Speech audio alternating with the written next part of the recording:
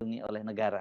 Tentu kalau saya harus simpulkan, kenapa Sri Mulyani mundur itu juga berkaitan dengan rasa tidak nyaman beliau mungkin karena persekusi yang dialami dan sebagai seorang yang peka terhadap rasa aman keluarga, dia mungkin menganggap bahwa ini berlebihan, dia tidak dilindungi. Itu soal psikologinya. Mungkin ada soal yang juga sedikit ideologis, di mana dianggap bahwa Sri Mulyani itu mewakili satu rejim ekonomi yang libertarian itu, yang kurang bukan kurang sebetulnya, lebih mengunggulkan atau lebih menjaga fiskal dibanding menjaga perasaan rakyat yang dipajaki terus meneruskan. Nah, kalau itu yang jadi semacam penandah watak dari Sri Mulyani sebagai Menteri Keuangan, maka Menteri Keuangan yang baru mesti datang dari watak yang berbeda tentu saja dari kacamata Pak Prabowo. Jadi mungkin secara hipotetik saya menganggap bahwa saudara Purbaya ini ditugas wajibkan oleh Presiden Prabowo untuk dua hal. Yang satu adalah cari sumber pemasukan rakyat, dan sumber pemasukan itu harus betul-betul dikembalikan hasilnya pada rakyat. Jadi kelihatannya soal redistribusi, kira-kira itu kalimat teknisnya, dimintakan atau ditugaskan oleh Presiden Prabowo supaya ada redistribusi aset-aset negara yang langsung tiba pada rakyat.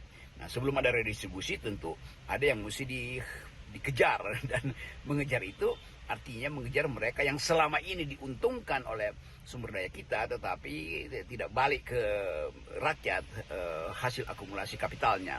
Kira-kira itu hal yang mungkin kita bisa duga dengan kuat. Hanya dengan cara itu rakyat menganggap oke, yang dirampok, istilah dirampok itu mesti kita kasih kualifikasi, yang dirampok oleh oligarki harus balik pada rakyat. Saya kira itu tugas ideologis dari Purbaya, dan tugas teknisnya tentu itu adalah soal memanage fiskal yang bermutu itu. Jadi sekali lagi kita coba membaca itu di dalam upaya kita untuk melihat apakah pertumbuhan 8% itu dimungkinkan dengan dua pendekatan tadi, yaitu memastikan bahwa akumulasi itu tidak menguntungkan segelintir orang, dan yang kedua memastikan bahwa redistribusi itu yang harus menguntungkan banyak orang. Jadi semacam sebut aja kind of Rawlsian policies di dalam soal teori of justice gitu.